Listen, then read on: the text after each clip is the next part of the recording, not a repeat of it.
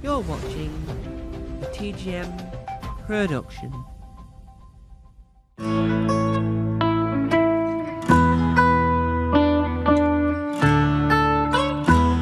Ladies and gentlemen, for the very first time, both in a work in progress sense and in a storytelling sense, we've got a brand new act. He's never done storytelling before. He's done stand-up comedy, and this is live on Twitch and edited for YouTube. As to compare, I am duty bound to say that if you hear or it's because you don't know what's going on. Try to fix it by doing the method of take the cable out and go. We hope that works. And if we're slightly too quiet, we also do apologise. We are attempting to fix that. But without further ado, we're in serious storytelling. It's the one and only Tom Mason, bringing with him his iPad because he learned something from doing work in progresses in the comedy circuit. This is not comedy. Look, welcome Tom Mason. Hello, hello, hello. Yes, yes. This is my first time ever doing storytelling. They say that everyone has a story to tell. They say that everyone has the right to tell it. In everyday life, something happens that when you tell it back to someone, it becomes an interesting and entertaining story rather than just a segment of your life. In my life, some very funny things have happened to me, and that is why I chose to do stand-up comedy. And I chose to do it live on Twitch and edit it for YouTube, because obviously there's some live elements that you don't want, like the show will start, so you don't want that in your YouTube version. You want it to happen. I love the idea of having things happen to me, write it down, make it more funnier, and to make the gag more gaggier. And to be able to run upstairs and turn on my computer, get my recording device out, get the stand together, and either record it for YouTube or perform it live on Twitch if we don't get cables stuck. It's a tricky balance, you see. And yes, I may be on both live on Twitch right now and pre-recorded, edited, shaped, and reformed for YouTube. But if you're watching this on YouTube, you'll gather it's not the comedy channel. This is not stand-up comedy. This is a serious medium storytelling. I have wanted to do storytelling for a long time. I've always loved the idea of being able to tell that story. I've always loved the idea of sharing that one tale.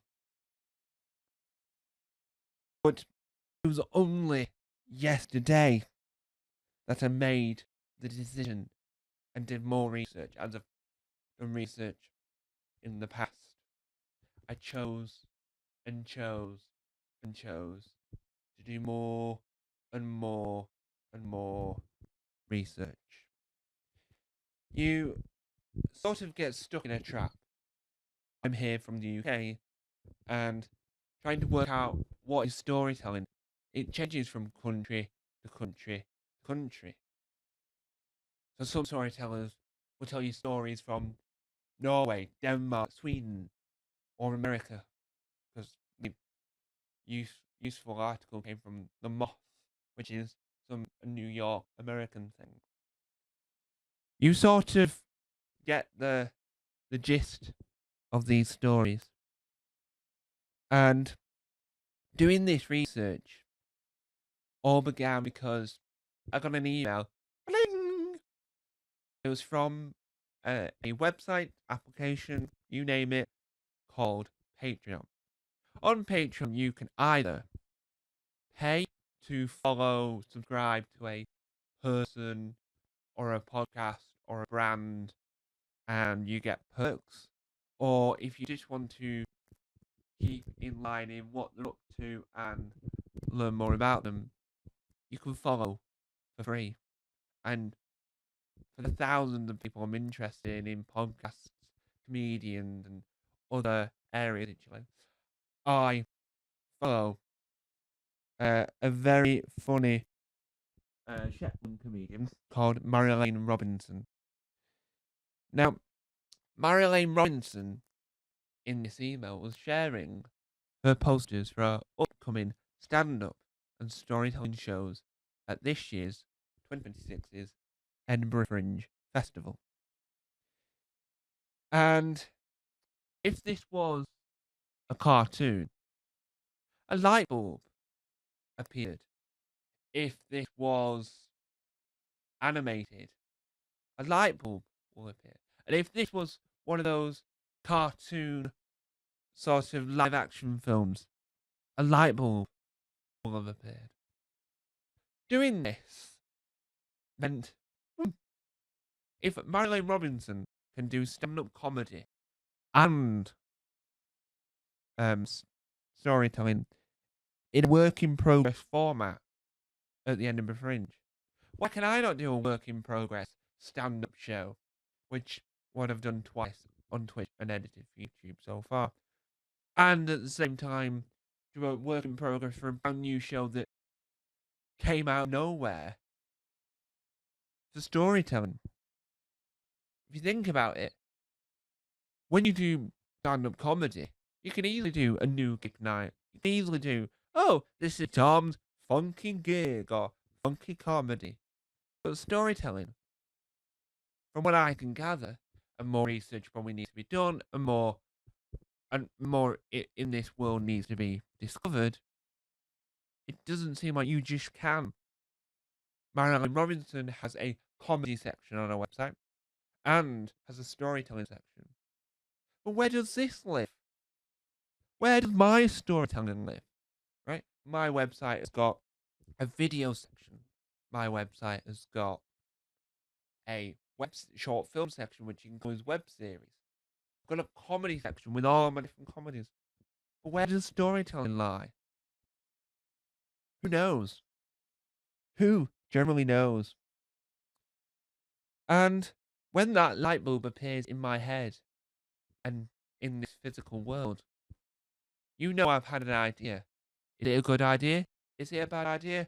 Only time will tell. Performing it right now, here, live, Twitch. That's when I know if this idea is bad. That's when I know what I'm making of this. That's when I know whether or not this getup works. This is the format where I find out whether or not I generally can do storytelling, or do I feel slightly weird because I've without hurting my fingers, haven't got a tie on. How will I know all these things? And having this medium to tell this convoluted story of my journey tells this tale is ever evolving, ever forming, and you know just what they do. And as this research went on, I found that for Marilyn Robinson at least, because she's the main storyteller I know, she does folklore of Shetland. And if you look up Marilyn Robinson storyteller, or Marilyn Robinson the storyteller, you'll hear stories of creatures, of aliens, of sort of weirdness from a mystical land of Shetland's mythological history. I sat there and thought, right, I've got to do more research. I googled the best folklore in Britain. just the English part of Britain, because Scotland had been covered, Ireland had been covered, Cornwall had been covered. So, what was I going to find? I looked it up, and I found an excellent folklore, excellent story. But when I Googled the story itself to get the full story to download onto my communication, my searchable device, it seemed it was already used for Charlie Cooper's BBC Three Myth program. I'm like, ugh. What does that leave me? Well, that left me to be right here, right now. I got to find who I was as a storyteller. Yes, we know who Tom Mason, the comedian, is. But who is Tom Mason, the storyteller? Who is me when I'm not trying to be funny? And you've got to work that out. You've got to find that house. You've got to find that pure joy from telling stories. Yes, you can sit here and read Winnie the Pooh, Rupert the Bear, or any children's story and go, that's a good way to tell a story. But I think to tell a story requires more heart. Yes, you can tell a story in folklore, because for Marilyn Robinson, the Shetland folklore is intertwined with her life. And because she's got her comedy output, and because she's telling these comical, funny tales of her life in these storytelling shows, in these sort of breaks, in these sort of worlds that are her own, she doesn't need to be funny. She doesn't need to tell the tale that tells her life. She doesn't need to tell the tale of a folklore. Folklore, mythological, and creatures like Loch Ness, and the like sort of like hounds, and you've got to say, well, what is my USP? What is my unique selling point? I'm not doing this to become famous. I'm not doing this for adoring fans. I'm doing this because I want to. I want to tell that tale. I want to sort of do this in a serious manner. I want to separate the ha ha ha comical Tom Mason, the musical Tom Mason, the actor Tom Mason, the performer Tom Mason, and I want to be the storyteller Tom Mason. I want to break down what it means to be serious. I want to break down what it means to tell a tale. I want to break down to tell a story, because everyone has a story to tell. Now, there's an episode of Doctor Who in the most recent series, The Story and the Engine. And when thinking of the message behind Story and the Engine, you learn very, very, very quickly. You learn very early on that it's not about monsters. It's not about aliens. It's not about the Doctor. It's about telling the audience that everyone has a story to tell. And no matter how dull you might think the story is, tell it. Tell it whilst you can. Just breathe and tell the story, and don't worry what other people think. Because the more you worry about what other people think, the less you're going to do it. Life's all about fear. Life's all about standing out from the crowd. And storytelling does that message. Storytelling tells us we are who we are. And that is what I try and achieve. I am the sort of person that has an idea and I do it. Because the ideas are the backbone of my creativeness. I'm creative with these ideas. Sometimes I develop the ideas for longer because I think, that's slightly too similar to such a thing. and I want to be unique.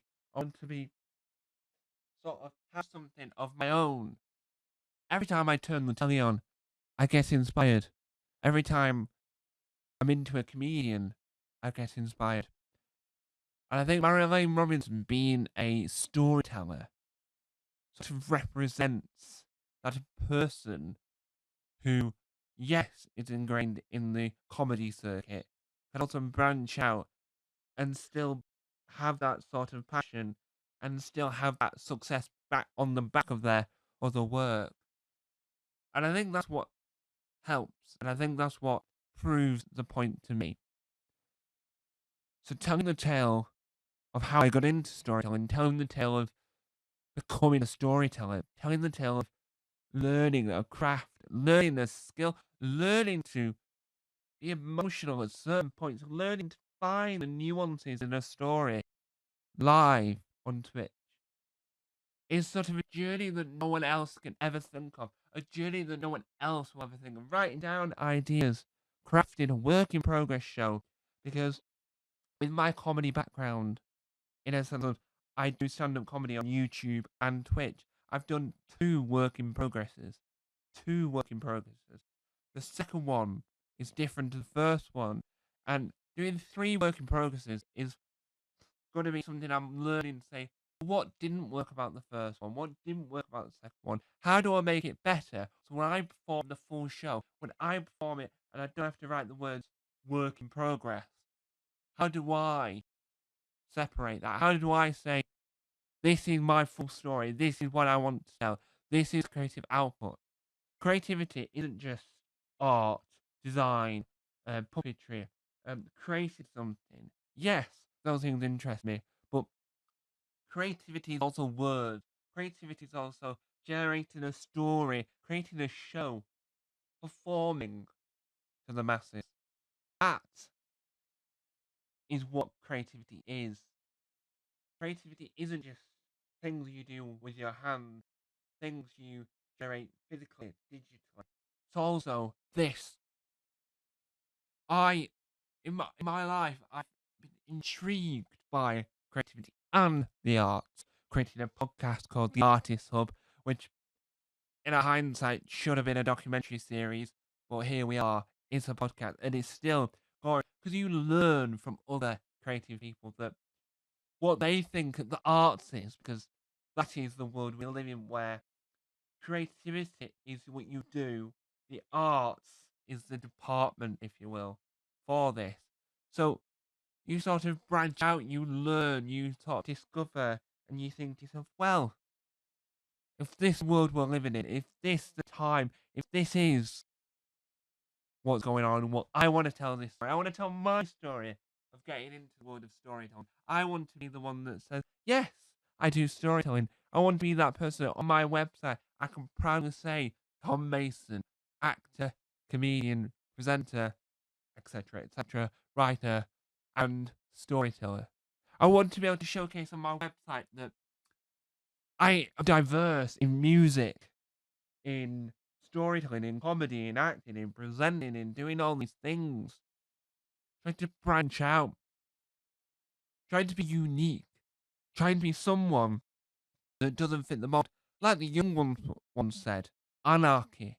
The young ones are the pinnacle of breaking down the boundary. Having a bed of fire happening live in the studio. Getting more money by pretending to be a variety show. I have to add variety performances like Dexter's Midnight Runners or Madness. Having all those performances to create this unique sitcom. Knowing that and having the young ones, Vivian, Rick, and having Aid Edmondson, Rick Mail, and having Alexis Hale and all the other young ones, and knowing that, yes, storytelling, yes, sort of presenting, yes, all these things aren't comedy and aren't sitcom, but you can learn from that period. You can learn from the way they try and break down the good life. Because they're not watching the good life. The good life was, yes, I enjoy the good life. I love the good life. but it isn't anarchic. It isn't what is someone else not doing. When I did college radio, when I did university radio, I was saying, well, what is no one else doing at this moment in time? On university radio, no one was doing sitcoms, no one was doing sketch shows, no one was doing anthology series, no one was doing documentaries. I was, and I was trying to break that mold with that tiny slot. On college radio, yes, I had to stick with the musicness of it, where I had to introduce songs, some songs I never heard of, some songs I had as regular, but I had a sitcom in the middle of that. I had the sitcom going throughout. I had characters come in and talk. I had segments. I was one of the top people to do jingles on the radio, right? I was one of the people that had jingles throughout the show, so it might have, let's now go to Tom's trip around the world, and it'll have a ident, if you will, a jingle, Tom's trip around the world, and nowhere else would you sort of get that. And that is what I try and do. I try and tell people I'm trying to break the boundaries, and this is what I'm trying to do. Learning storytelling, learning to tell this tale, learning to generate and create this story and create this show. It's a learning curve. And that's what a work in progress is for. And in my opinion, work in progress is sure way for this matter. Work in progresses are the backbone of any show. Whether or not it's a musical work in progress, which is a preview, or whether or not it's a play that's a work in progress, or a comedy that's a work in progress, or whatever. Even rehearsal work in progress sitcoms, where radio wise you would go stand out and go, right, welcome to this work in progress. This if you got any feedback, let us know at the end. We've got a bucket for feedback so we can improve it before we go and record it live and record it for Radio 4. And sitcoms, they would do work in progresses where they would try out the material, test it out in rooms, and have people watching. You don't have to be live on a stage in like the Leicester Square Theatre or the Palladium or the Clapham Grand, or you don't have to go to the Frog and Bucket. You don't have to go to any of these places. Work in progress can happen anywhere. For this, it's live on Twitch, edited for YouTube. The edited bit for YouTube isn't editing the performance, it's editing the bits that were on the Twitch that didn't need to be there for the YouTube. But by watching it back, I'm going to improve my storytelling. I'm going to improve the show. So when I do my next work in progress, it'll be better than my previous work in progress. Writing the material down on my communication device helps me to go, this is the type of thing I want to tell.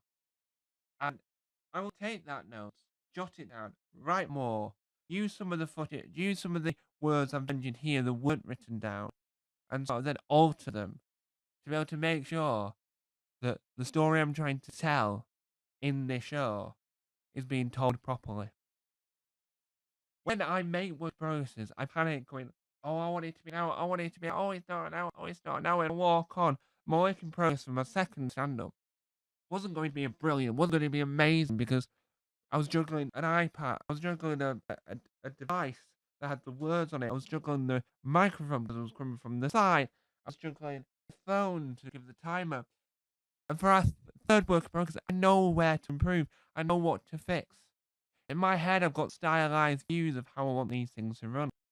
You've got to sort of learn these things. You wouldn't learn them on the go. You have to practice. You've got to go, well, what makes this so special? How do I sort of announce these things? How do I sort of bring out the joy in what I'm doing? And so you sort of think, well, everything has a beginning. Everything has an end, and everything has to start somewhere. So this is the start of everything. This is the start of my storytelling journey.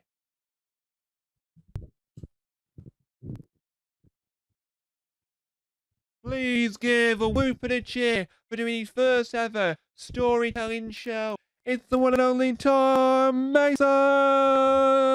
Woo! Thank you for watching if you're watching live on Twitch, and thanks for watching if you watched it edited for YouTube. He'll be back to do more work in progresses in storytelling here if you're watching it on YouTube on the weird side. and be back doing more work in progress for stand-up, doing more stand-up comedy live on Twitch and edited for Tom's Comedy Club on YouTube, because Tom Mason, if you didn't know, runs 34 YouTube channels. Thanks for watching. Any likes? Thanks for watching. Good night.